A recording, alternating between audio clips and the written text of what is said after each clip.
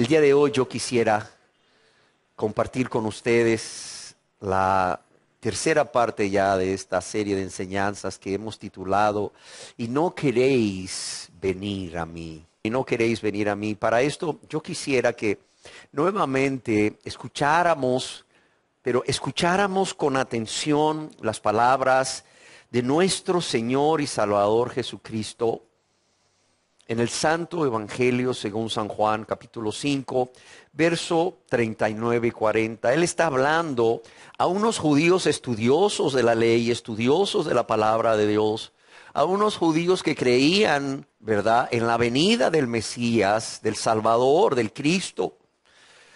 Judíos inclusive que escudriñaban las Escrituras para ver ¿cuál sería el tiempo en que Dios enviaría tan anhelado Mesías? Y Jesús les dice, lleno de amor, lleno de compasión, pero también creo que lleno de dolor, Jesús les dice, escudriñad las Escrituras, o también se puede leer, escudriñáis las Escrituras, porque a vosotros os parece que en ellas tenéis la vida eterna. Y ellas, las Escrituras, son las que dan testimonio de mí, les dice Jesús. Y el verso 40 para mí es muy impactante y espero lo sea para usted. Y Jesús les dice, y no queréis venir a mí. Yo quiero que lo leamos juntos, por favor. Dice, y no queréis venir a mí para que tengáis vida. A modo de resumen, en nuestra primera parte hablábamos acerca de cuánto dolor habrá sentido Jesús cuando ve a ese grupo de personas que, como decíamos, todos ellos creían en Dios. Creían que la ley y los profetas eran palabra de Dios. Creían en la venida del Mesías, el Salvador, el Cristo, el ungido, el separado por Dios para ser no solamente el rey, sino el Salvador, el sacerdote y el profeta de su pueblo Israel. Y Jesús está ante estas personas y Jesús ha compartido la palabra con autoridad. Y Jesús espera que ellos vengan a Él. Pero ¿qué les dice Jesús en el verso 40? Les dice, y no queréis venir a mí.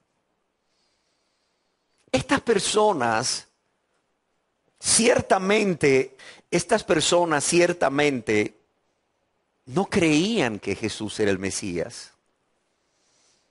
Pero cuando nos ponemos a pensar en cómo si Jesús sabía que Él era el Mesías, en cómo si Jesús sabía que Él era el Rey de Gloria, el Rey de Reyes y Señor de Señores. Imaginémonos esto. Imaginémonos a Jesús ahí delante de ellos, el soberano de todos los reyes de la tierra. Imaginémoslo ahí delante de ellos. Él sabía quién era Él. Él sabía de dónde había venido. Él sabía lo que había dejado, la gloria, la honra, la alabanza, allá en los lugares celestiales. Él sabía. Y cuando ve esa multitud que no quiere venir a Él, yo quiero que nos imaginemos, no la decepción, como diciendo, bueno, vine y bueno, no quieren venir a mí, pues total, me voy de regreso. No. El dolor. ¿Por qué? Porque estamos tan poco acostumbrados a pensar en que a Jesús le pueden doler ciertas actitudes nuestras, o ciertas cosas que nosotros hacemos, o ciertas cosas que nosotros dejamos de hacer. Cuando pensamos en Jesús, pensamos en Dios hecho hombre, y es cierto, es Dios hecho hombre. Cuando pensamos en Jesús, pensamos en el Cristo, el Mesías, el Salvador, el boleto al cielo. Pero no pensamos en que siendo Dios se hizo verdaderamente hombre, ¿para qué? para morir por nosotros. Y si realmente Él estaba en condición de ser humano como ustedes y como yo, ciertamente Él era capaz de sentir como ustedes y yo somos capaces de sentir. Él era capaz de experimentar angustia, como Él mismo lo reveló. Mi alma está angustiada hasta la muerte. Y si era capaz de experimentar angustia, entonces era capaz de experimentar dolor. Pero ¿cuántas veces pensamos en eso? En que a Él le duele. En que a Él le duele. De modo que quiero que cuando pensemos en estas palabras que salen del corazón de Jesús a través de su boca, y no queréis venir a mí, yo quiero que pensemos no solo en que estos judíos se estaban condenando a sí mismos, porque de manera consciente, de manera voluntaria, habían decidido no venir a Jesús. Ellos pudieron haber venido a Jesús. De hecho, muchos vinieron a Jesús. Es más, en el libro de los Hechos se nos dice que habían 120 discípulos en el aposento alto, ¿sí o no? ¿Y cuántas más personas se habrán convertido en la región de Galilea? Allá en Samaria, que no estuvieron en el aposento alto. No lo sé. Sin embargo, aunque personas decidieron venir a Jesús para tener vida y vida en abundancia, hay personas que deciden no venir. Y ahí es donde a Jesús le provocamos un gran dolor. Ahora, si vemos que el no venir a Jesús es un acto de la voluntad y estas personas se perdieron y las personas hoy en día se siguen perdiendo porque no quieren venir a Jesús, no porque no puedan venir a Jesús, sino porque no quieren venir a Jesús. Entonces, ¿por qué razones, oiga bien, por qué razones las personas no están viniendo a Jesús? ¿Y por qué razón, querida persona, que hoy estás aquí, si tú no has venido a Jesús con un corazón contrito y humillado, con un corazón arrepentido, para confiar en Él como tu único y suficiente Salvador y Señor, ¿por qué razones tú no lo has hecho aún? Provocando un inmenso dolor en el corazón de Jesús. ¿Por qué razones? Hemos hablado de cuántas razones. ¿Quién se acuerda? Hemos hablado de cuántas. De 6 razones. Las repito rápidamente. En la primera enseñanza, ¿qué decíamos? En la primera enseñanza hablábamos de 5 razones. ¿Cuál era la primera? La primera era que estas personas eran rebeldes. Estas personas de hace casi 2000 años, y estas personas que hoy en día no están viniendo a Jesús para ser salvos, es porque primeramente son rebeldes para con Dios, o son rebeldes contra Dios, o están viviendo de manera consciente y voluntaria un estado de vida de continua, óigalo bien, de continua o permanente oposición a Dios. Ahora, si lo que yo le voy a decir le gusta o no le gusta, créame, lo digo con respeto, me tiene sin cuidado. Yo no estoy aquí para decirle a usted lo que a usted le guste. Dios no lo ha traído a usted aquí para decirle lo que usted quiere oír, sino lo que Dios tiene que decirle. Y es por eso que Dios, en su gran amor e infinita misericordia, le ha traído a este lugar para quitarle esas vendas. Y es por eso que espero que usted realmente escuche, no solo oiga, sino escuche. Y escuche con atención y medite. ¿Cuáles son estas 6 razones por las cuales usted todavía no se ha convertido a Dios? Y usted lo sabe porque Dios le da testimonio a través de su conciencia y a través de su vida, a través de sus hechos, a través de sus obras. No importa cuánto conocimiento tenga en Dios, no importa si aceptó a Cristo como su Salvador personal o no, pero por sus frutos los conoceréis. ¿Qué dice Dios a su conciencia? ¿Qué dicen sus hechos? ¿Qué le hablan a Dios sus hechos? ¿Qué le gritan a Dios sus hechos? Y la primera razón es rebeldía para con Dios, rebeldía contra Dios como un estado continuo o permanente de oposición a la voz de Dios. Vemos que estas personas de hace ya 2000 años casi, estas personas a quienes Jesús les dice, y no queréis venir a mí, estas personas creían en las sagradas escrituras, o creían que las sagradas escrituras o el Antiguo Testamento, que era todo lo que ellos tenían, provenía de Dios. ¿Pero qué? Fíjese bien, no permitían que esta palabra de Dios penetrase en sus corazones. Es decir, en el centro de sus pensamientos, en el centro de sus sentimientos y en el centro de su voluntad. La segunda razón, decíamos, las personas no quieren venir a Jesús porque no aman a Dios. ¿Usted qué sabe? Yo sí lo amo. No, espérame. No podemos decir que amamos a Dios si no amamos y no valoramos a Jesús, a quien Dios ha enviado. No podemos decir que amamos a Dios si realmente no venimos a Jesús, a quien Dios envió. No venimos a Jesús, el regalo más precioso que Dios haya podido darnos. ¿Por qué? Porque el regalo más precioso que Dios nos ha dado no es una salvación, es un Salvador, ¿sí o no? Piénselo. ¿Cuál es el regalo más precioso que Dios nos podía haber dado estando perdidos? No es una salvación, es un Salvador. La salvación es algo que viene con el Salvador. El regalo más precioso es la persona de Cristo. Es Cristo, es Jesucristo, es Dios hecho hombre. Y ese regalo proviene de Dios, solo puede provenir de Dios. Y si no le recibimos a Él, y si no venimos a Él, entonces no podemos decir que estamos amando a Dios. Si ellos realmente hubieran amado a Dios, estos judíos hubiesen recibido a aquel a quien Dios había enviado y le hubiesen amado también. Oiga bien, la tercera razón que Jesucristo nos da de por qué las personas no quieren venir a Él es porque están más interesados en la aprobación de sus semejantes que en la de Dios. Qué triste.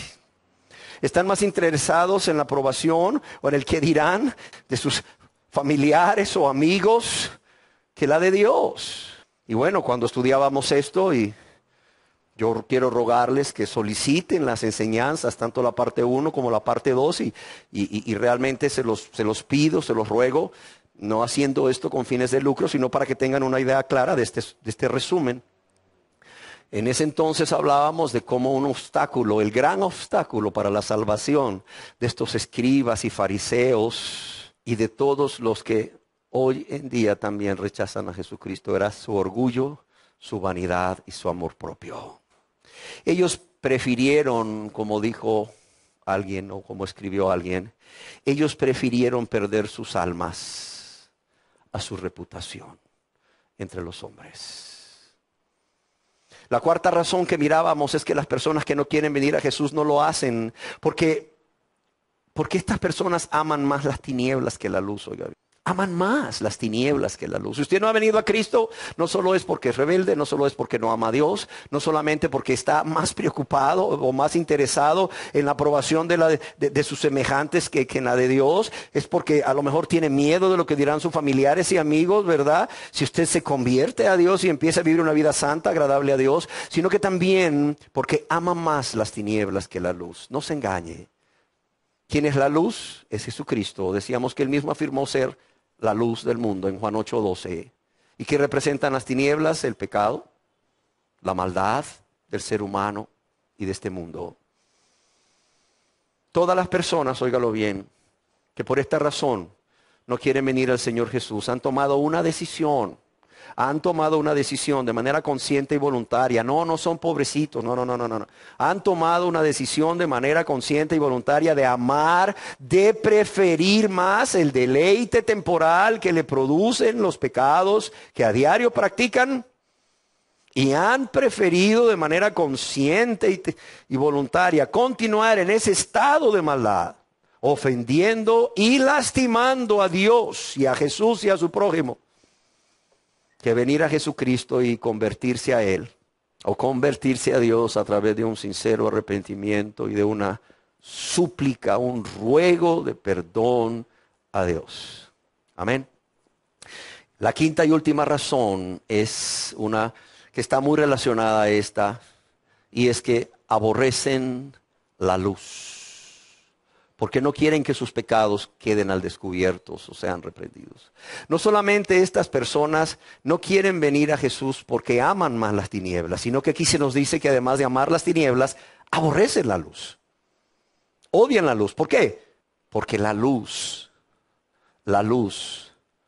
saca al descubierto toda la maldad que hay hasta lo más profundo del corazón. Alguien escribió, los que aman el pecado aborrecen la luz. ¿Por qué? Porque la luz expone su pecaminosidad. Y es que decíamos, el Señor Jesús no solo es Salvador del mundo, Él es la luz que escudriña los corazones. Y cuando venimos a Jesús para ser salvos, para ser perdonados de todos nuestros pecados y para tener vida eterna, óigalo bien, no podemos impedir que Él escudriñe nuestros corazones y saque a la luz toda nuestra maldad y nuestros pecados. Amén. Decíamos en nuestra segunda enseñanza que hay una sexta razón por la cual las personas no quieren venir a Jesús. Y esta sexta razón es porque estas personas sí quieren ser salvos. Sí quieren ser salvos. Tú le preguntas, ¿usted quiere ser salvo? ¿Sí? ¿Usted quiere ir al cielo? Sí. ¿Usted quiere ser hijo o hija de Dios? Sí, claro. Pero no están dispuestos, óigalo bien, y esta es la sexta razón, no están dispuestos a aceptar las condiciones que nuestro Señor Jesús les demanda o les exige. No las condiciones que yo inventé, no las condiciones que yo demando o exijo, no, olvídese de eso. Las condiciones que nuestro Señor Jesús demanda o exige a todas, oiga bien, a todas aquellas personas que quieren seguirle. Estas personas también no están dispuestas a aceptar las condiciones que nuestro Señor Jesús les obliga a aceptar. A todas aquellas personas que dicen ser salvas por su gracia, por la gracia de Dios. Y digo, no están dispuestos a aceptar las condiciones que Jesús les obliga a aceptar. ¿Por qué? Porque Jesús tiene todo el derecho para obligarnos. Él tiene todo el derecho para demandarnos o exigirnos, porque Él es Rey y Señor. Además, Él es nuestro Creador. Él nos dice que nosotros no nos hicimos a nosotros mismos. No nos hicimos a nosotros mismos, no nos creamos a nosotros mismos. Y decíamos que por esta razón, porque aunque las personas quieren ser salvas, quieren ser hijos o hijas de Dios y quieren irse al cielo, por esta razón, porque no están dispuestos a aceptar las condiciones que Jesús demanda o exige, que Jesús impone para toda persona o a toda persona que quiere seguirle, que quiere ser su discípulo. Es por esto que vemos que millones de personas que asisten a las diferentes organizaciones religiosas o denominaciones, personas que están dispuestas en determinado momento a repetir una oración a Dios, conocida como la oración del pecador o del penitente, o de aceptar a Jesús como su Salvador personal, con el fin egoísta de que todos sus pecados sean perdonados. Estas personas, cuando son expuestas a la palabra de Dios, ¿qué sucede? Cuando son expuestos a la palabra de Dios y escuchan acerca de lo que Jesucristo mismo dijo que significa verdaderamente seguirle, o cuando escuchan cuáles son las condiciones que Jesús mismo pone para ser sus discípulos, estas mismas personas que una vez al frente o en su asiento o en su cuarto o en el bus, no sé dónde, o en alguna oficina, repitieron esta oración de aceptar a Cristo, de repente cambian de opinión, se echan para atrás, demostrando de esta manera que nunca, óigase bien, nunca tuvieron esa fe bíblica en Jesús para salvación, demostrando así también que nunca fueron salvos por la gracia de Dios. ¿Y qué hacen estas personas? Dos caminos. Se van de donde les están exponiendo la palabra de Dios, dando la espalda, rechazando, aborreciendo, no al predicador, no, olvídese de eso, no al predicador, sino a aquel que una vez dijeron haber recibido como su Salvador personal. O bien se quedan ahí, o se acomodan, o se adaptan en una organización religiosa humana o una denominación, ¿verdad?, al ritual o a las normas establecidas por los hombres, pero tristemente sin convertirse a Dios. Amén. 6 razones. Decíamos en nuestra enseñanza anterior, y creo que es necesario enfatizarlo, que creo firmemente que la salvación de todo pecador es un regalo de Dios. Y este regalo Dios nos lo da por medio de la fe ¿en quién? En nuestro Señor y Salvador Jesucristo. Pero también decíamos que aunque la salvación es un regalo de Dios, el seguirle como sus discípulos es lo que Dios espera de todos y cada uno de los que decimos que hemos sido salvos por su gracia. El seguirle como sus discípulos es lo que Dios espera de toda persona que dice que ha nacido de nuevo, que es un verdadero cristiano. Amén. ¿Por qué razón? Porque como bien escribió William MacDonald en su libro El verdadero discipulado, el verdadero cristianismo, óigalo bien, consiste en una entrega absoluta al Señor Jesucristo. El Salvador no está buscando personas que le dediquen sus tardes libres, sus fines de semana o sus años de jubilados. Él busca personas dispuestas a darle el primer lugar en sus vidas. Él busca, y siempre ha sido así, no multitudes que van a la deriva, sin propósito en una senda, sino hombres y mujeres que individual y espontáneamente o de manera voluntaria se consagran a Él. Consagran su vida a Él. Amén. Yo quiero decirles que la única respuesta adecuada, como escribió William MacDonald, la única respuesta adecuada al sacrificio de Cristo en el Calvario, ¿cuál es? La rendición incondicional a Él.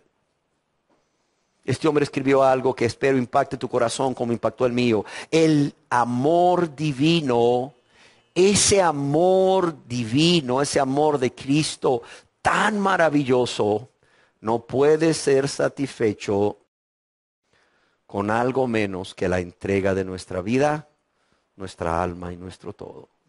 Amén. Yo quiero decirles que el discipulado cristiano consiste en ir en pos de Jesús. Es ir en pos de Jesús. Pero Jesús ha puesto condiciones del discipulado. El Señor Jesús ha descrito en la Biblia cuáles son las principales cualidades que Él requiere de toda persona que dice ser su discípulo. Y ahí es donde está el problema. Las personas quieren ser salvas, las personas quieren irse al cielo, quieren vida eterna, quieren ser hijos de Dios, pero no están dispuestos a aceptar estas condiciones que Jesús ha determinado, que Jesús ha establecido para ser sus discípulos. ¿Sí estamos claros? Y decíamos que la primera condición de la cual hablábamos el domingo siguiente es un amor supremo por Cristo. Hoy vamos a hablar de la segunda condición del discipulado que estas personas rechazan. Por eso no quieren venir a Jesús, seamos sinceros. Y es lo que se conoce como la negación del yo. La negación del yo, o bien lo que Jesús mismo dijo, negarnos a nosotros mismos. En el Santo Evangelio según San Lucas capítulo 9 verso 23, ahí encontramos, y en otros textos más, pero escogí Lucas. Ahí encontramos esa segunda condición que Jesús impone. Amén. ¿Y cuál es esa segunda condición? Dice, y decía ¿a quién? ¿A quién decía esto? A todos. O sea, no dice y le dijo a Luis Peralta.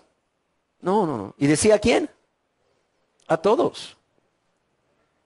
Y decía a todos, si alguno quiere,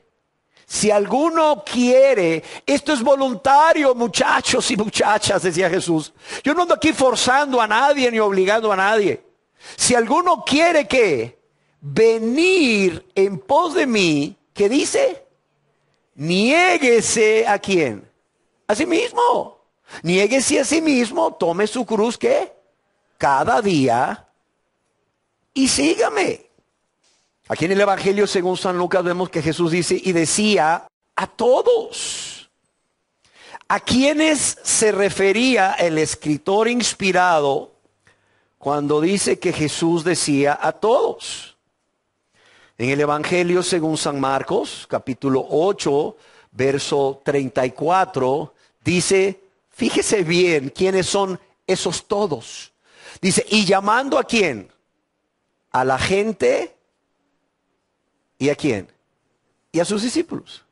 Llamando a la gente y a sus discípulos les dijo, si alguno quiere venir en pos de mí, niéguese a sí mismo y tome su cruz y sígame. Dice, y llamando a la gente y a sus discípulos. Si somos observadores, veremos que cuando estudiamos en el Evangelio de Mateo o el Evangelio según San Marcos o San Lucas, esta segunda condición que es la negación del yo, la negación a uno mismo, vamos a observar que solamente aquí en el Evangelio según San Marcos, o sea, Dios nos hace ver que cuando nuestro Señor y Salvador Jesucristo establece las condiciones del verdadero discipulado cristiano, o cuáles son las características o las cualidades que Él requiere de todo discípulo, vemos que Él lo hace. Él lo hace no solo en presencia de los discípulos, sino que también en presencia de ¿quién? De la gente, en presencia de la multitud de seguidores que no eran convertidos. Por cierto, Jesús aquí se encontraba en la región de Cesarea de Filipo, la cual era una región habitada por personas paganas. Yo quiero decirles que creo firmemente que Jesucristo plantea estas demandas no solo en presencia de los discípulos, sino en presencia de la multitud no convertida, para hacer saber a todas aquellas personas que le seguían, ya sea por simpatía, ya sea por interés o por curiosidad, lo que significa realmente seguirle, lo que significa realmente ser cristianos, lo que significa realmente ser sus discípulos.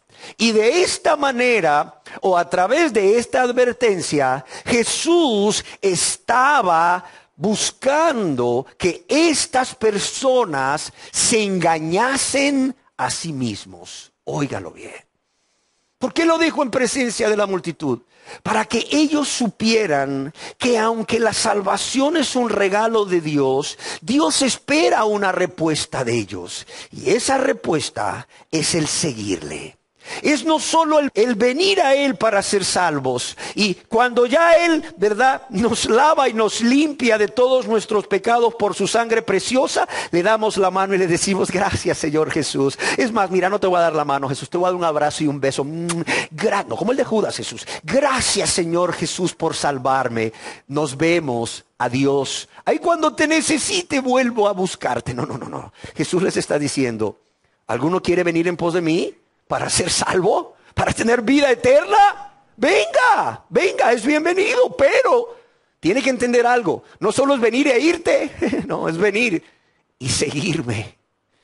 ¿Venir y qué? Y seguirme. Yo quiero decirles que lo mismo desea Jesús hacer hoy ante ustedes.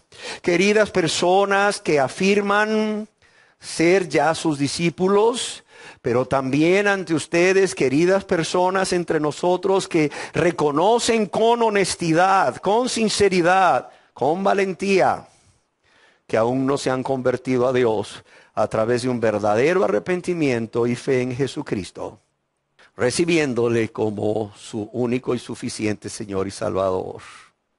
¿Y por qué lo hace hoy también como hace casi 2000 años? Para que de igual forma no se engañen. Ni los que dicen ser sus discípulos, ni los que quieren seguirle pero aún no se convierten. Para que no se engañen a ustedes mismos, creyendo que ya lo son, solamente porque en algún tiempo, en algún lugar, se les dijo, mire, pase al frente o ahí en su asiento, mire, nomás, ¿verdad? Levante la mano si usted quiere aceptar a Cristo. No, cuidado. Amén. Ahora bien, si la segunda condición para ser discípulo, esa condición que estas personas no quieren aceptar, por tanto no vienen a Él, es la negación del yo, o como Jesús diría, niégate a ti mismo, es decir, el negarnos a nosotros mismos. ¿Qué significa la negación de ese yo? ¿Qué significa? ¿Qué quiso decir Jesús cuando dijo a la gente y a sus discípulos: ¿alguno quiere venir en pos de mí? Niéguese a sí mismo cada día y sígame. ¿Qué quiso decirles? Yo creo que es importante hacer notar que Cristo no habla aquí de la negación de uno mismo en el sentido de negarse cosas. Es decir, ay, me gusta este sándwich, pero Jesús me dijo que me negara a mí mismo, no me lo voy a comer. Ah, qué rico. Recientemente anduve por el sur, qué rico este pozol. Ah, pero por amor a Jesús no me lo voy a tomar. No. No está tomando de negarnos cosas, ya sea bienes o propiedades inclusive. ¿De qué está hablando entonces Jesús? Jesús está hablando en el sentido de negarse a uno mismo, óigalo bien, como principio de vida. Y ese es el problema. La gente cuando lee, si alguno quiere venir en pos de mí, niéguese a sí mismo. No lo sé, quizás creen que negarse a sí mismo es pasar un poquito de vergüenza y pasar al frente en algún lugar ahí, ¿verdad? Y aceptar a Cristo, o pasar un poquito de vergüenza y ponerse de pie ahí en su asiento, levantar la mano, y eso ya es negación. No, olvídate. O quizás negarse a esto, o negarse a lo otro, o negarse a lo otro. No, estamos hablando de un estilo de vida, de un principio de vida. ¿Por qué? Porque cuando hablo de la negación a uno mismo, o cuando Jesús habló más bien de la negación a uno mismo como principio de vida, Jesús no se estaba refiriendo solamente a una norma, a una regla de conducta que orienta las acciones del ser humano en una dirección o en otra, sino que Jesús estaba hablando de una vivencia, de una forma de vida, de un estilo de vida. Y por cierto dijo, cada día. O sea que si ayer te negaste a ti mismo o a ti misma, no digas hoy, ay, viene la tentación, de ayer me negué, hoy tengo un descanso. No. ¿Ayer te negaste a ti mismo? ¿Ayer te negaste a ti misma por amor a Dios? ¿Por amor a Cristo? ¿Por amor a tu prójimo? Hoy niégate a ti mismo.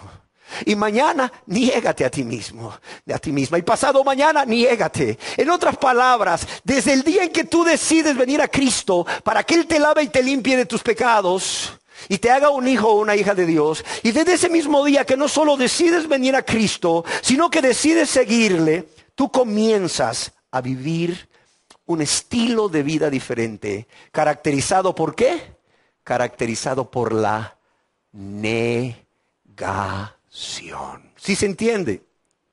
Es algo que vas a hacer de manera continua, de manera permanente, y por cierto, déjame decirte, muchas veces en el día. Predicador, ¿cuántas veces al día? Bueno, las que sean necesarias. Cada vez que venga la tentación de verte a ti mismo o a ti misma, de amarte a ti mismo o a ti misma, de llenarte de autocompasión y de querer satisfacer los deseos o la voluntad de tu yo. Yo quiero decirles que hay varias formas de expresar lo que significa en nuestra vida diaria esta segunda condición de negarse a uno mismo. Una de ellas es decirse no a uno mismo. Es decir, yo mismo me digo no a mí mismo, a mi yo. Otra podría ser no vivir para nosotros mismos, sino para aquel que murió y resucitó. ¿Por quién? Por nosotros. Otra sería no vivir para satisfacer los deseos de nuestro yo. Otra forma de expresarlo sería renunciar, óigalo bien, renunciar conscientemente y voluntariamente a todo pretendido derecho a decidir por nosotros mismos. Y esto es difícil. Como diría alguien, ahí es donde la mula votó a Genaro, ahí es donde la mula votó a Genaro.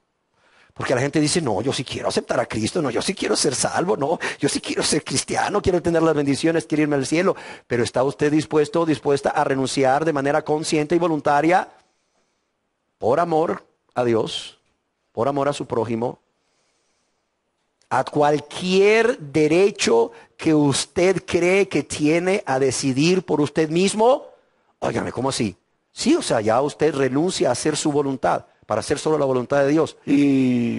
Ay, espéreme. ¿Cómo que espéreme? Y no dice que quiere venir a Cristo y ser salvo y todo. Sí, pero ¿y si me pide que perdone a mi suegra? Oiga, eso es difícil. ¿Y si me pide que perdone a mi marido? Usted no sabe lo que entonces Dios me estaría pidiendo. ¿Y si me pide que perdone a mi nuera? O que perdone a mi esposa, o que perdone a mi jefe, a mi vecino, a quien sea. Oiga, y si me pide que sirva a esta persona que me ha hecho tanto daño, oye, espéreme. Lo que yo quiero es venir a Jesús y que Él me lave y me limpie y me lleve al cielo. Pero eso que usted me está diciendo de renunciar y eso de no decidir, ¿verdad?, hacer mi voluntad sino la de Dios. Espéreme, eso ya es otro rollo. No, es el mismo rollo. ¿Me entiende? El mismo que dijo, venid a mí los trabajados y cargados y os haré descansar. El mismo que dijo, el que a mí viene, no le echo fuera. Es el mismo que dice, ¿alguno quiere venir en pos de mí? Niéguese a sí mismo. Niéguese a sí misma. ¿Sí queda claro? Otra manera de expresar la negación del yo o el negarnos a nosotros mismos, óigalo bien, es una sumisión tan completa al señorío de Cristo que el yo ya no tiene derecho a gobernar nuestra vida ni autoridad alguna. Oiga de lo que estoy hablando y espero que usted lo entienda para que usted pueda escudriñarse a sí mismo o a sí misma. Si cuando usted hizo la oración de aceptar a Cristo, usted entró en esa sumisión de manera consciente y voluntaria, y por cierto, con la ayuda de Dios, lo aclaro, no en nuestras fuerzas. Usted entró en esa sumisión tan completa al señorío de Cristo que su yo ya no tenía ninguna autoridad alguna sobre su vida. ¿Por qué? Porque, como alguien escribió, en cada corazón hay un trono y una cruz. Y usted decidió quitar del trono al yo y crucificar al yo. ¿Sí me entiende? Algo así sucedió en su vida. Porque si no sucedió, yo quiero decirle algo con mucha pena, pero es necesario. Usted no ha estado haciendo nada. Usted ha estado jugando al cristianismo. Y si Dios no ha permitido que usted se muera, es por su pura misericordia. Porque si usted se hubiera muerto, usted se hubiera ido al infierno. Así de sencillo. Oiga, pero es que la salvación es por fe. ¡Claro que es por fe!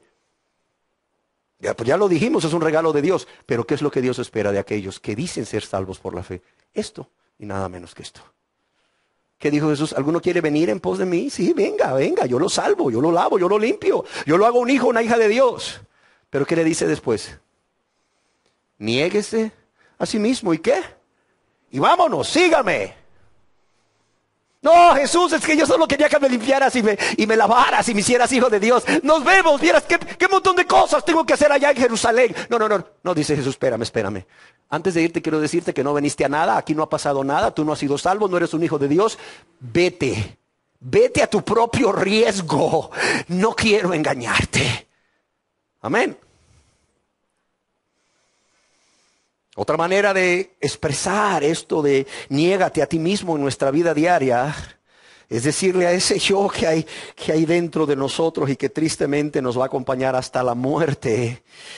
Es decirle a ese yo que siempre está inclinándonos, no obligándonos, como muchos dicen, es que esta naturaleza pecaminosa me obliga. No. Es este yo que está inclinándonos a ser egocéntricos o egoístas, a ser autónomos y autosuficientes. Es decirle a este yo que ya no deseamos, ya no, se acabó yo, se acabó. que ya no deseamos ir ya más en pos de nuestros propios pensamientos. Ya no deseamos ir en pos de nuestras propias emociones o en pos de nuestros propios sentimientos. Aún ya no deseamos ir en pos de nuestras propias intenciones egoístas y deseos o voluntad. Sino que a partir de ese momento en que venimos a Cristo para ser lavados y limpiados y que decidimos seguirle por amor y gratitud a Él, nuestro más ferviente deseo, oiga bien, nuestro más ferviente deseo es entregarnos o rendirnos, es comprometernos, y la gente no conoce mucho de esa palabra hoy, bueno, ni de entrega o rendición, menos de compromiso, y depender de manera consciente, de manera voluntaria, de manera total, de manera incondicional a nuestro Señor y Salvador Jesucristo. De modo que quien ejerce todo el control, toda la autoridad sobre nuestras vidas, ya no es el yo, ya no somos nosotros, sino es nuestro Señor y Salvador Jesucristo. Amén. Un misionero inglés que en 1805 partió para la India, llamado Henry Martyn, lo expresó así, óigalo bien: Señor, no permitas que tenga voluntad propia. Señor, no permitas que tenga voluntad propia, ni considere que mi felicidad depende en lo más mínimo de las cosas que puedan sucederme exteriormente, sino que descanse completamente en tu voluntad. Sino que descanse completamente en tu voluntad. No, pero este era Henry Martyn, usted lo sabe, esta es una biografía, escribieron de él y todo. No. Cristo no hizo más por Henry Martyn que por mí, ¿o sí? Cristo no hizo más por Henry Martyn que por cada uno, por cada una de las personas aquí presentes. Hizo lo mismo, dejó el cielo, dejó la gloria, se hizo hombre, murió en una cruz, resucitó al tercer día y hoy vive para interceder por todos aquellos que por él se acercan al Padre, ¿sí o no? Eso hizo por Henry Martyn, eso ha hecho por cada uno de nosotros. ¿Por qué no decir como Henry Martyn: Señor, no permitas que mi voluntad me gobierne, no permitas que viva de acuerdo a mi voluntad, sino que, Señor, descanse completamente, al contrario, que descanse completamente en tu voluntad? Amén. Y no quiero terminar esta enseñanza sin decir lo que a continuación voy a decir. Y es que quizás usted se esté preguntando: ay, ¿por qué Jesús tuvo que establecer estas condiciones para el discipulado cristiano? ¿Por qué Jesús tuvo que establecer estas cualidades que quiere de todo discípulo? Ay, Señor, ¿por qué lo hiciste? ¿Que no era más fácil solamente decir: si alguno quiere venir a mí, venga y sígame? ¿Alguno quiere venir a mí? Pues venga. Al que a mí viene no le echo fuera y sígame. Oiga, qué bonito hubiera quedado ese verso, ¿no? Y Jesús decía a todos: si alguno quiere venir a mí, venga, porque a ninguno de los que a mí viene le echo fuera y sígame. A ver, ¿no hubiera quedado muy bonito así? ¿Sí o no? ¿Y cuántas personas hubieran venido corriendo a Jesús? Todos. ¿Qué es lo que los detiene? ¿Qué es lo que les detiene realmente? Y decía a todos, a la gente y a sus discípulos: ¿alguno quiere venir en pos de mí? Venga, venga, claro, venga. Sí, venga. Pero, oye, ¿cómo que pero? Sí, pero, una vez que le salve, yo quiero que usted no se vaya. Yo quiero que usted me siga, negándose a usted mismo, negándose a usted misma cada día.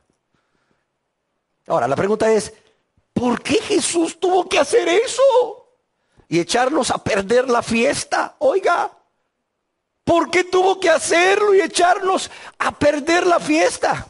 Mire, cuando yo me hice esa pregunta, me encontré al menos 8 razones, y estoy seguro que hay más. 8 razones que deseo compartir con ustedes de por qué Jesús dice: ¿alguno quiere venir en pos de mí? Niéguese a sí mismo. Y creo que la primera razón es porque no creo que haya existido hasta ahora una generación tan egoísta como la nuestra. Óigalo bien. No creo que haya existido hasta ahora, no creo que haya existido hasta ahora una generación tan egoísta como la nuestra. Y yo quiero citar algunas ideas que Philip Keller escribió en un libro que ya hemos recomendado anteriormente, que se llama Lobos con piel de oveja. Y precisamente Philip Keller comienza diciendo, no creo que haya habido jamás una generación tan egoísta como la presente. Es más, se le podría llamar perfectamente la generación del yo. ¿Por qué? Porque su preocupación principal es amarse a sí mismos. ¿Qué cosas? ¿Qué cosas? Y dice, este estilo de vida gobernado por el yo, llamado egoísmo, se ha esparcido por todo el mundo. Y se ha esparcido por todo el mundo como un voraz incendio. La nobleza de las personas demostrada por la preocupación por los demás y el trabajar por el bienestar de los semejantes prácticamente se ha extinguido en nuestra cultura hoy en día. Y lo que este hombre dice impacta, dice, y en gran medida la responsabilidad por estos trágicos eventos se encuentra en la iglesia contemporánea. El concepto de los seres humanos amándose a sí mismos es tan antiguo como el mundo. El deseo de poner los propios intereses primero por encima de todo no ha disminuido desde Caín, no ha disminuido desde que Caín mató a Abel en un arrebato de ira y en un arrebato de envidia. Y escribe Philip Keller, vivimos en junglas, y usted va a decir, sí es cierto. Vivimos en junglas donde se llega arriba o se busca llegar hasta la cima de cualquier forma, sin importar a quién pisoteemos en el camino. La consideración más importante es, ¿qué ventaja le puedo sacar a esto?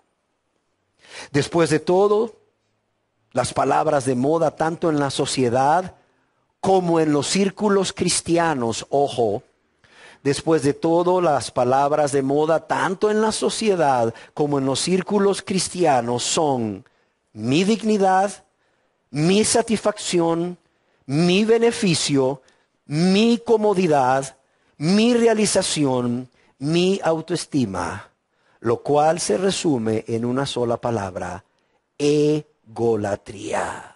Y tristemente, no son pocos los líderes, aún religiosos, que inculcan estos valores en sus congregaciones. ¡Qué triste! Lejos de hablar de alguno quiere venir en pos de mí, niéguese a sí mismo, enseñan lo contrario.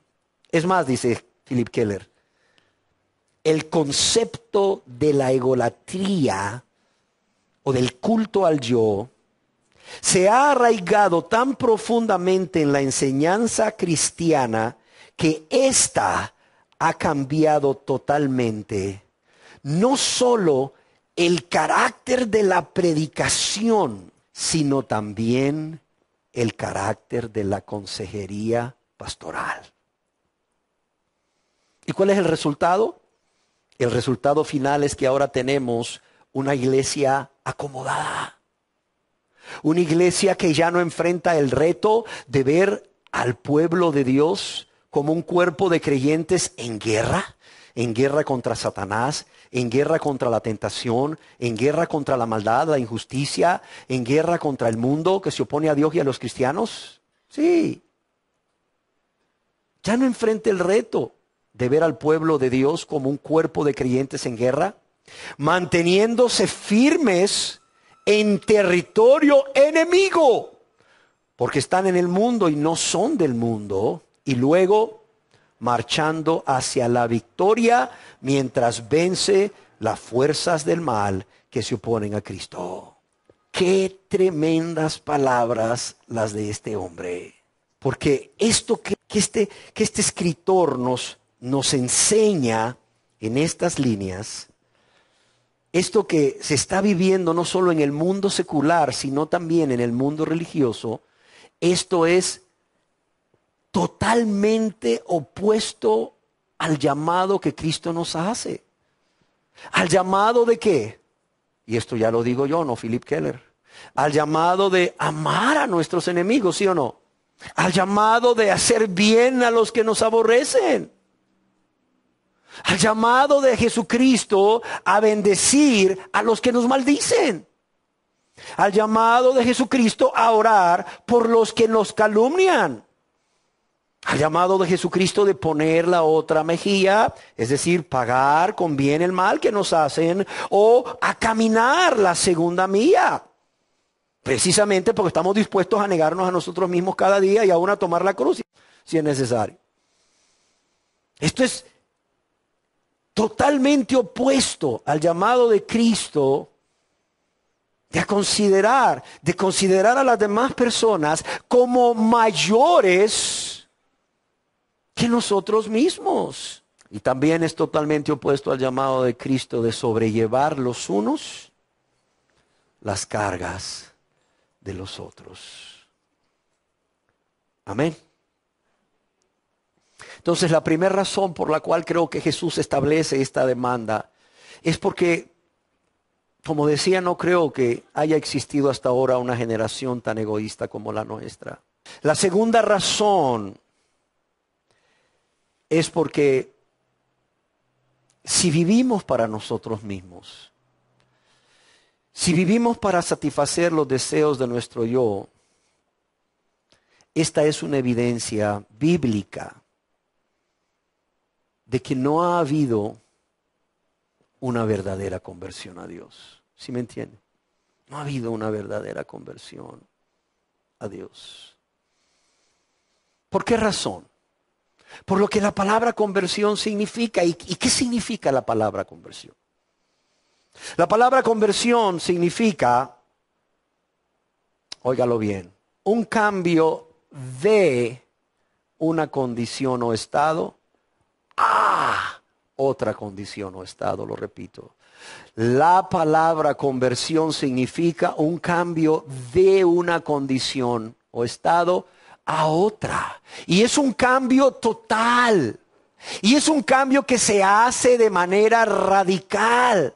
No es cuestión de que, ok, está bien, conversión, ya lo entendí. Es un cambio de una condición o estado poco a poco, por áreas, en el tiempo de Dios, de modo que pueden pasar 20 años. No. Es una conversión de un estado a otro estado. De manera inmediata, de manera total. Es un cambio de un estado a otro estado, de manera inmediata, de manera total. Amén.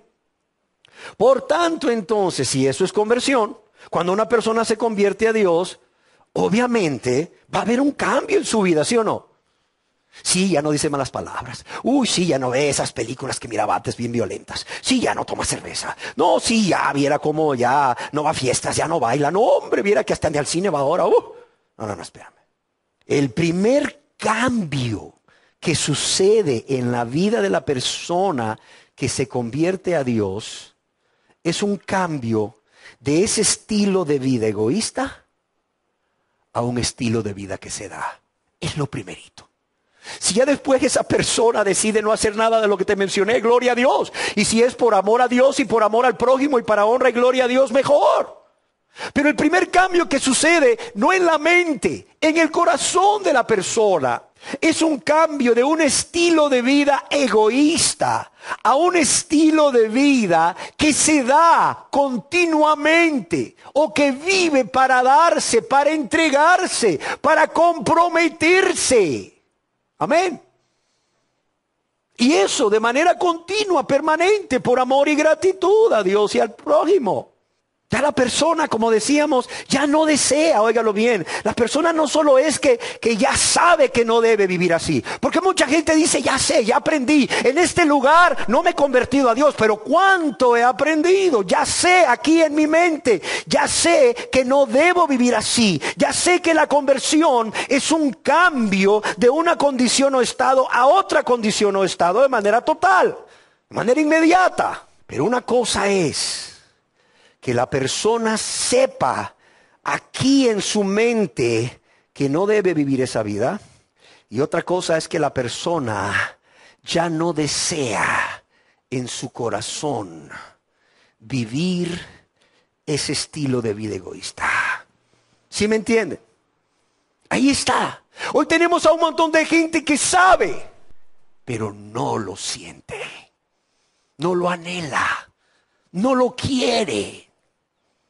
Y si por ahí se encuentran a alguien que le dice, no, hombre, no se preocupe, hombre, eso que le están predicando en ese lugar es legalismo, hombre, es salvación por obras. No, véngase para acá, hombre, usted ya aceptó a Cristo, sí, ya es cristiano, hombre, y es cristiana. Dicen en mi pueblo, el niño que es llorón y la china que lo pellizca. El diablo que siempre va a poner ahí un falso maestro dispuesto, ¿verdad?, a quitar todo lo que Dios ha puesto, ha sembrado en la mente de estas personas. Claro que dice la gente, no, me gusta más allá, hombre. Oye, qué bonito, aquí solo tengo que venir, repetir una oración y ya soy salvo. Me muero, me voy para el cielo, aunque viva como diablo. ¿Desde cuándo el cielo va a estar lleno de diablos? Olvídese, el cielo deja de ser cielo sin Dios y con un montón de diablos. ¿Y el que practica el pecado de quién es? Oiga, pero ya hizo la oración de aceptar a Cristo y sigue practicando el pecado. ¿Es de Cristo o es del diablo? Pero les encanta que les digan eso, que son de Cristo y que van para el cielo. No. Oiga bien.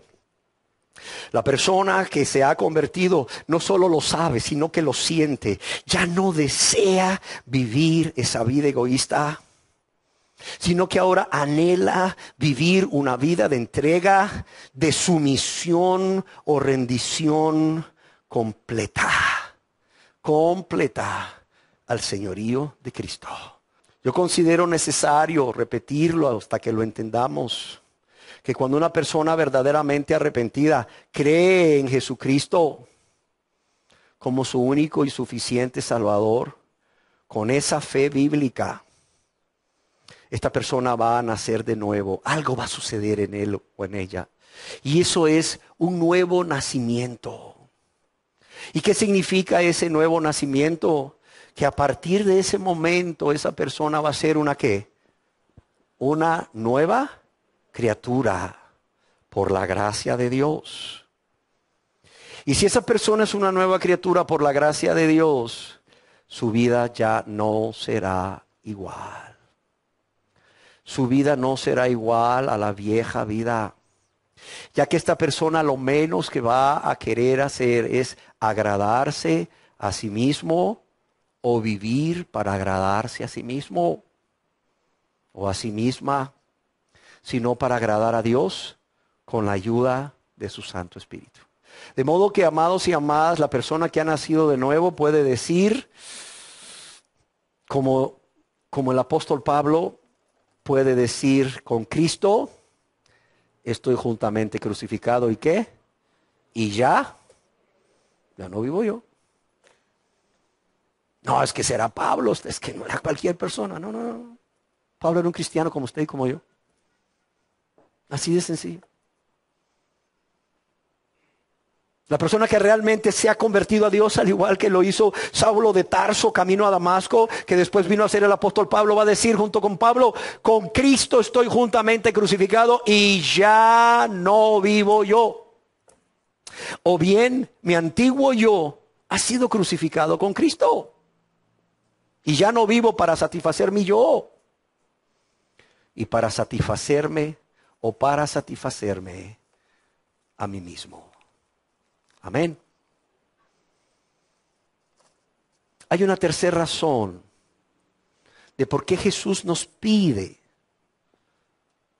óigalo bien, de por qué Jesús nos pide que nos neguemos a nosotros mismos y tomemos nuestra cruz cada día y le sigamos. ¿Cuál es esa tercera razón?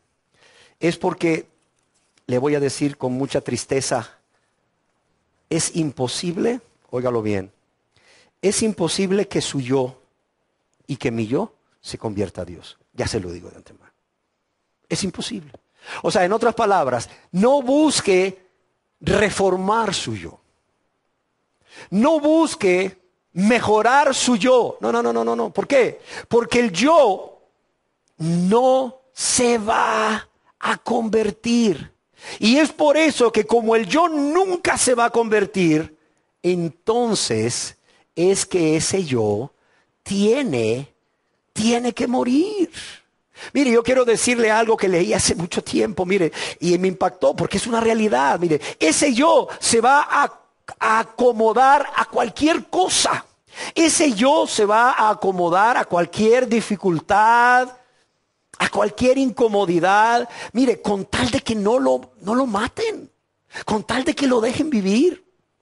Mire, a ese yo no le va a importar que usted esté amando a muchas personas o muchas cosas, o se esté amando a usted mismo, con tal de que usted siempre le siga dando el primer lugar a su yo. A él no le importa. Ah, sí, ama a este, ama a esta, ama esta cosa, ama esta otra. Ámate a ti mismo, egoísta. Ámate mucho, egoísta. Ah, pero eso sí, el primer lugar de tu vida, ¿quién lo tiene? Yo, el yo. ¿Sí me entiende? Mire, al yo no le importa, como alguien escribió, aún donde lo pongan a vivir, con tal de que le preserven la vida. Pero como el yo tiene un carácter imposible de reformar, o como el yo no se va a convertir nunca, es necesario hacerlo morir. Yo quiero decirle algo: si usted no muere a su yo, si usted no se niega a sí mismo o a sí misma, le va a costar la vida eterna. Ojalá lo entienda. Le va a costar la vida eterna. Una cuarta razón de por qué Jesús nos demanda negarnos a nosotros mismos es porque si queremos que Jesús perdone todos nuestros pecados, óigalo bien, si queremos que Jesús perdone todos nuestros pecados, debemos también aceptar que Él gobierne nuestras vidas. ¿Por qué razón? Porque el Jesús que Dios nos revela en la Biblia es Señor y Cristo. Y no podemos dividirlo. No podemos dividirlo para recibirle como nuestro único y suficiente Salvador y luego rechazarlo como el Señor de nuestras vidas. De modo que o le recibimos como nuestro Salvador y Señor, o no le podemos recibir, punto. Y quiero dejar esto claro. O le recibimos como nuestro Señor y Salvador, o no le podemos recibir. Yo quiero recordarles una vez más que Jesucristo no va a ser el Salvador de aquellas personas que Él no pueda gobernar sus vidas. Se lo repito, Jesucristo no va a ser el Salvador de todas aquellas personas que Él no pueda gobernar sus vidas. Y todo esto porque estas personas no están dispuestas a negarse a sí mismos o a sí mismas. Alguien escribió a este respecto: hay algo que es incluso más eficaz de privar a Cristo del puesto que le corresponde ocupar por derecho en nuestras vidas, en nuestro corazón. Y esto es no el afecto por los seres queridos y posesiones. Esto es el amor a nuestras propias vidas. El amor desmedido por nosotros mismos. Amén. Hay una quinta razón también de por qué Jesús nos demanda negarnos a nosotros mismos. Y es que la negación del yo o la negación a nosotros mismos o nosotras mismas es esencial, óigalo bien, es esencial para vivir con Cristo. Es esencial para vivir en esa vida de comunión, esa vida de coinonía, esa vida de amistad íntima con Jesucristo. Yo quiero que recordemos nuevamente las palabras del apóstol Pablo cuando escribe a sus amados hermanos en Cristo de la ciudad de Galacia, diciéndoles: y ya no vivo yo. Y ya no vivo yo. ¿Mas quién vivía en él? Cristo. Y ya no vivo yo, mas Cristo vive en mí. Permítanme preguntarles: ¿por qué vivía Cristo en el apóstol Pablo? ¿Por qué? ¿Porque era un ser excepcional? ¿Porque Dios hace excepción de personas y Él prometió vivir en Pablo y en ninguno de nosotros y no vivir en alguno de nosotros. No, no, no, no. ¿Por qué vivía Cristo en el apóstol Pablo? Por una razón. Él lo dice, y ya no vivo yo, mas Cristo vive en mí. Jesús vivía en el apóstol Pablo porque Pablo ya no vivía para sí mismo, sino que él vivía una vida de continua negación al yo. Aleluya. En el libro del profeta menor Amós 3:3, ¿qué leemos ahí? ¿Andarán dos juntos si no estuvieran de acuerdo? O, como traducen algunas otras versiones, ¿caminarán dos juntos si no estuvieran de acuerdo? Partiendo de esta verdad de Amós, permítanme preguntarles, ¿cómo andarían juntos en comunión continua, en compañerismo? Jesús, el que se humilló a sí mismo, o el que se negó a sí mismo, humillándose al grado de hacerse obediente hasta la muerte y muerte de cruz, con toda aquella persona que dice ser cristiana, que dice ser salvo, pero no está dispuesto a negarse a sí mismo o a negarse a sí misma o al morir al yo cada día. Yo pregunto, ¿cómo andarán juntos? ¿Cómo caminarán juntos estos dos personajes? Jesús, el que vivió para negarse, y el que dice ser cristiano, que no está dispuesto a negarse. No puede ser. Es más, óigalo bien, Cristo y el yo son tan opuestos. Cristo y el yo son tan opuestos que si una persona, ya sea cualquiera de ustedes o yo mismo, le dice sí a uno, tiene que decirle no al otro. De modo que si una persona le dice sí al yo, obligatoriamente le está diciendo no a quién, no a Cristo. Pero si una persona le dice sí a Cristo, obligatoriamente le está diciendo no a quién, al yo. Sexta razón. La sexta razón es porque no puede haber vida victoriosa. Cuando entré me dijo la persona que mira los carros ahí, que le echo un ojito a los carros, le pregunté ¿cómo está? Me dijo prosperado, bendecido, ¿y en qué dicen? Y en victoria. Yo quisiera que esa fuera una realidad en su vida. ¿Lo es o no? No lo sé. Él se congrega en otro lugar, tristemente. Vino, escuchó y decidió mejor, allá los voy a apoyar y me voy donde una pastora. Pero bueno, cada quien es libre, ¿no? No puede haber vida victoriosa ante la tentación y el pecado sin la negación a uno mismo o la negación al yo. Y esto de forma continua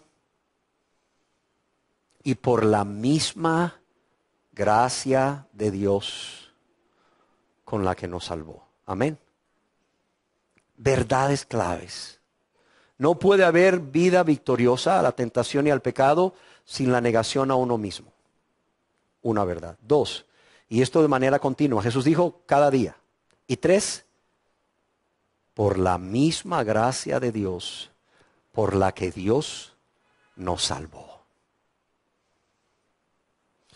Y aunque considero mi deber recordarles que los deseos de la carne no son pecado, ya que Dios mismo los ha puesto en nuestro cuerpo para nuestra sobrevivencia y aún para placer. También es mi deber recordarles que cuando estos deseos lícitos o permitidos por Dios vienen a gobernar nuestra voluntad, entonces, por el hecho de venir a gobernar nuestra voluntad y llevarnos a actuar en forma contraria a la voluntad de Dios, lo que era lícito,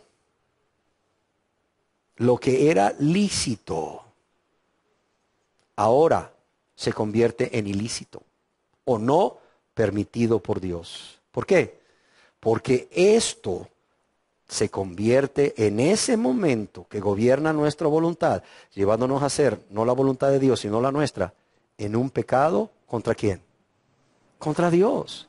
Es por esto que Jesús nos ordena a negarnos a nosotros mismos. para no permitir que esos deseos lícitos o permitidos por Dios nos vengan a gobernar. O vengan a gobernar nuestros pensamientos, nuestros sentimientos, nuestra manera de hablar o nuestra manera de actuar. Amén.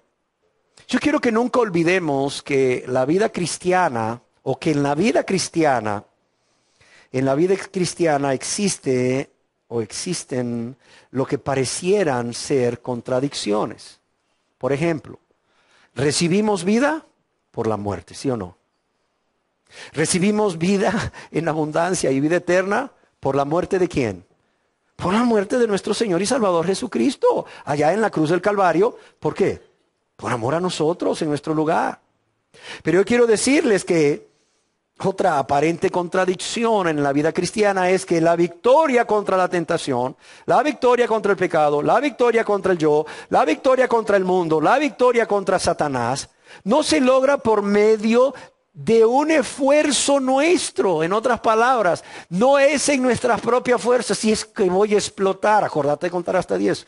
1, 2, 3, 4, 5, 6, 7, 8, 9, 10. O sea, no es en nuestras fuerzas. La victoria se logra por morir a nosotros mismos. Por decirle no a ese yo.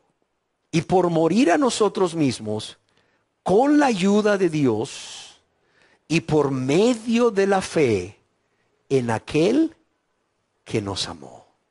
¿A través de quién? A través del Santo Espíritu de Dios.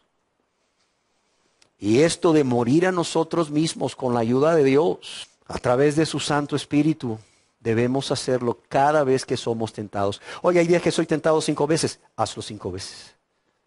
Hay días que soy tentado 10 veces, usted no se imagina, hazlo 10 veces.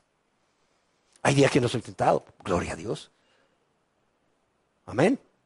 La séptima razón es porque el no negarnos a nosotros mismos es un obstáculo para ser discípulos de Cristo. El no negarnos a nosotros mismos es un obstáculo para ser discípulos de Jesucristo. En todos los versos de la Biblia que hemos estado citando a ustedes, Jesús ha estado advirtiendo en su gran amor y misericordia, tanto a la multitud, óigalo bien, que no se había convertido a Él, como a sus discípulos, desde el inicio de sus nuevas vidas como cristianos, acerca de esta necesidad de negarse a sí mismos, si alguno quiere venir en pos de Él. Y yo quiero leerles lo que Él dijo en el Evangelio según San Lucas, capítulo 14, verso 26, para los que les gusta anotar. ¿Por qué? Porque ahí Él no pudo haber sido más claro. ¿Saben qué dijo? Dice, si alguno no aborrece aún también a su propia vida, ¿qué? No puede ser mi discípulo. Si alguno no aborrece también aún su propia vida, es decir, si alguno no se niega a sí mismo o a sí misma, no puede ser mi discípulo. Y cuando Jesús nos dice esto, aquí vemos claramente cómo Él no deja lugar a discusión. Punto. Él no deja lugar a discusión. Él es enfático al respecto. Él es enfático. Él pone todo su énfasis al respecto. Si usted no se niega a sí mismo o a sí misma, sencillamente no puede ser mi discípulo. No se considere, es más, mi discípulo. Ni diga que es mi discípulo. ¿Y por qué Él fue tan enfático en esto? ¿Para qué?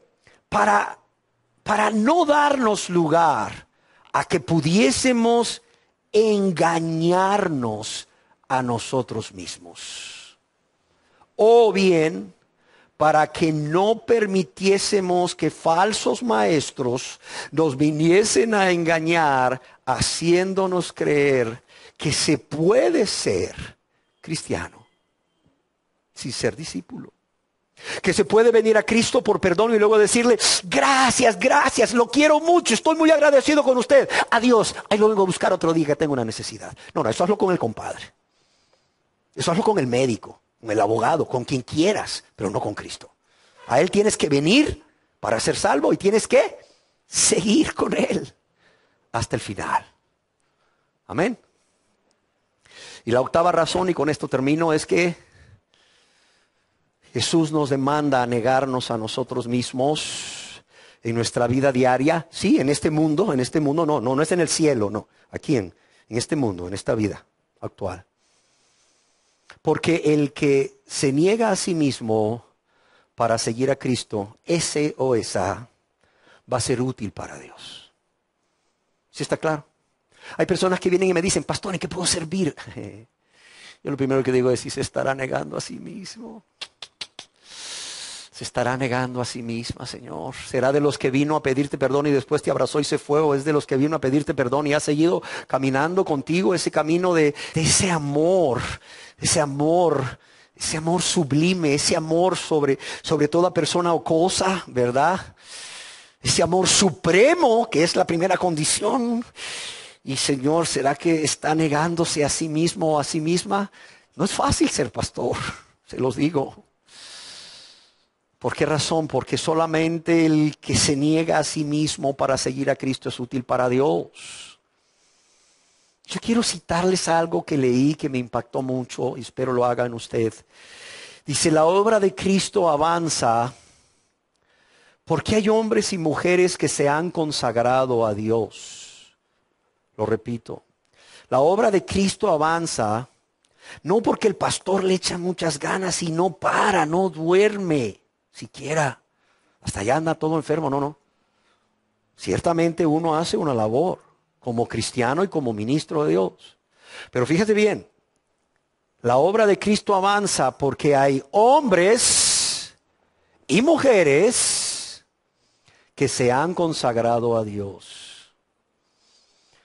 Ellos no solo se han negado a sí mismos en cuanto al yo, sino que su corazón, sus planes, aún su dinero, están sobre el altar del Señor.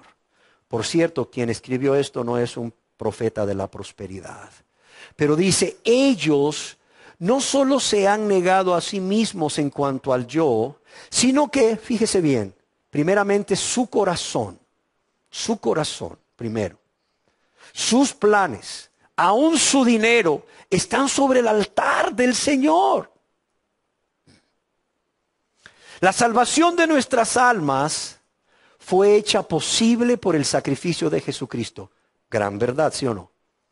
La salvación de nuestras almas fue hecha posible por el sacrificio de Jesucristo.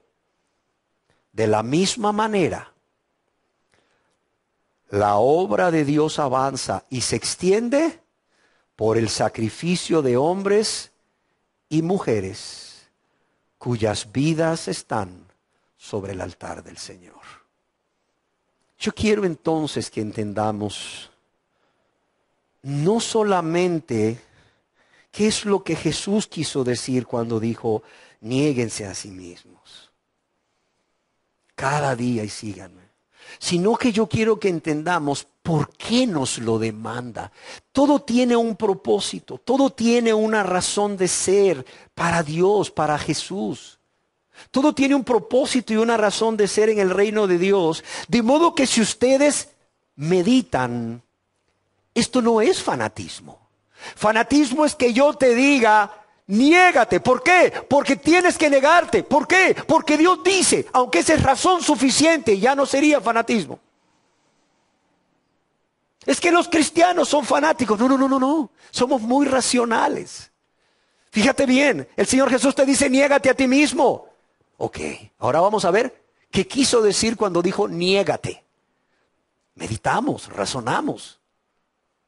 ¿Cuál fanatismo? Ok, ¿por qué Jesús nos echó a perder la fiesta diciéndonos, si alguno quiere venir en pos de mí, venga, yo no le echo fuera, pero tiene que negarse a sí mismo o a sí misma cada día y negarla y tomar su cruz cada día? ¿Por qué? ¿Por qué? Vamos a ver 8 razones, una por una. ¿Fanatismo? No.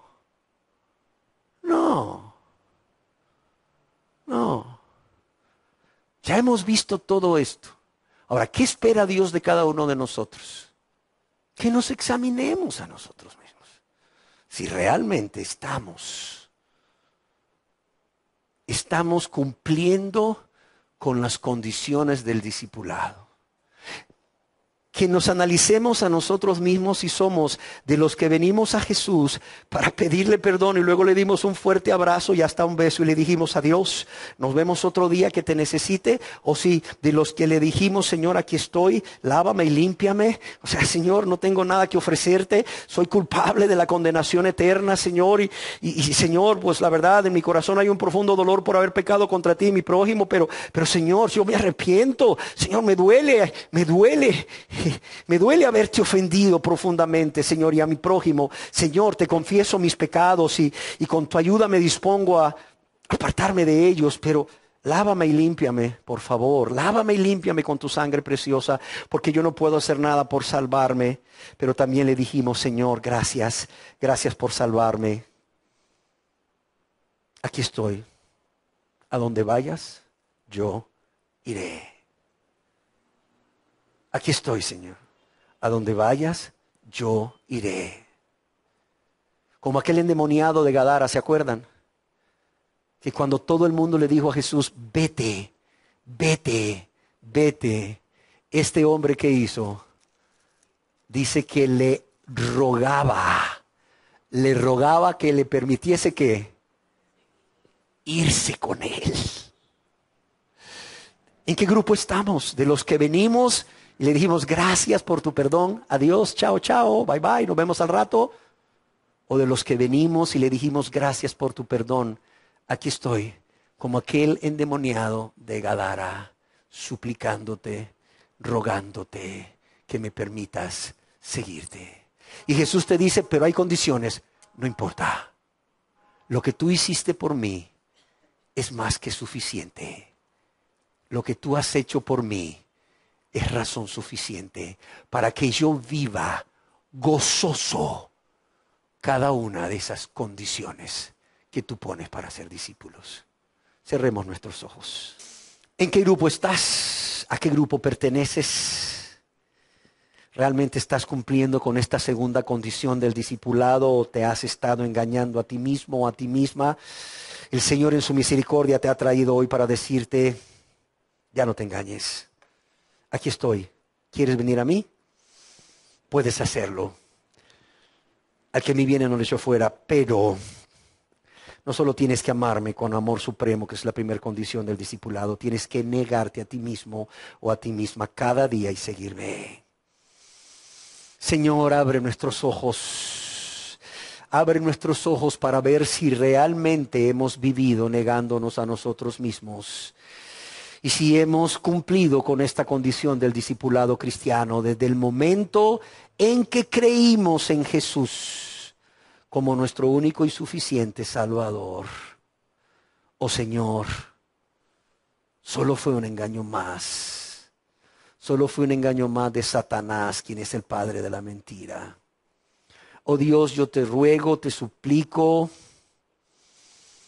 que por tu gran amor y misericordia no permitas que ninguna persona que tú has traído a este lugar continúe engañándose a sí mismo o a sí misma, ahora que tú le has expuesto a tu palabra, a tu verdad. Y yo te lo ruego en el nombre precioso de Jesús. Amén.